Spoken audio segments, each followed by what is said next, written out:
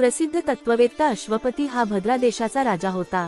त्याला बालसुख मिळाले नाही, यासाठी त्यांनी 18 वर्षे कठोर तपश्चर्या केली. त्यानंतर सावित्री देवींनी कन्यादानाचे वरदान दिले. त्यामुळे जन्म घेतल्यानंतर मुलीचे नाव सावित्री ठेवण्यात आले.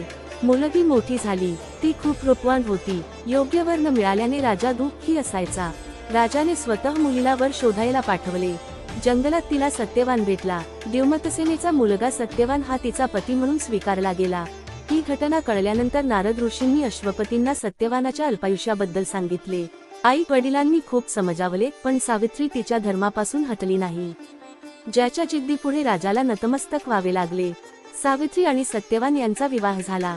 सत्यवान अत्यंत सद्गुणी, धर्मनिष्ठ आणि बलवान होता. आई वडिलांची पूर्ण काळजी घेत असे. सावित्री राजवाडा सोडून जंगलातल्या झोपडीत आली होती. ती आपले कपडे सोडून आपल्या आंधळ्या सासू सासऱ्यांची सेवा करायची. सत्यवानाच्या मृत्यूचा दिवस जवळ आला. नारदांनी सावित्रीला सत्यवानाच्या मृत्यूचा दिवस आधीच सांगितला होता. जसजशी वेळ जवळ येऊ लागली तसतशी सावित्री अधीर होऊ लागली. तिने 3 दिवस आधीच उपवास सुरू केला. नारदमुनींच्या सांगण्यावरून पितरांची पूजा केली. रोजच्या प्रमाणे सत्यवान लाकूड तोडण्यासाठी जंगलात जाऊन अन्न बनवू लागला, म्हणून सावित्री त्याच्याबरोबर गेली. सत्यवानाच्या मृत्यूचा दिवस होता. सत्यवान लाकूड तोडण्यासाठी झाडावर चढला, पण चक्कर आल्याने तो खाली पडला.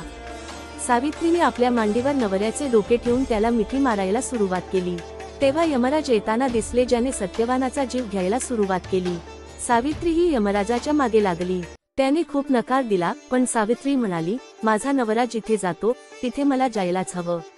वारंवार नकार देऊनही सावित्री मागे पुढे चालत राहिली. सावित्रीची निष्ठा आणि पतीची भक्ती पाहून यमाने तिला 3 वरदान दिले. एक वर म्हणून सावित्रीच्या आंधळ्या सासू सासऱ्यांना डोळे दिले. दुसरे वर म्हणून तिला हरवलेले राज्य दिले. तिसरे वरदान म्हणून सावित्रीने संतानप्राप्तीचे वर मागितले. कोणताही विचार न करता यम प्रसन्न झाला आणि अस्तु म्हणाला. वचनबद्ध यमराज पुढे सरकू लागला. सावित्री म्हणाली की भगवंता, मी एक सद्गुणी पत्नी आहे आणि तू मला संतान होण्याचे वरदान दिले आहे. हे ऐकून यमराजाला सत्यवानाचा प्राण परत करावे लागले. सावित्री त्याच वटवृक्षाजवळ आली जिथे तिच्या पतीचा मृतदेह पडला होता. सत्यवान जिवंत झाला. आई वडिलांना दिव्य प्रकाश मिळाला आणि त्यांचे राज्यही परत आले. अशा प्रकारे सावित्री सत्यवान दीर्घकाळ राज्याचे सुख उपभोगत राहिले. वट सावित्री व्रत पाळल्याने व ही कथा ऐकल्याने व्रत करणाऱ्याच्या वैवाहिक जीवनातील सर्व संकटे दूर होतात.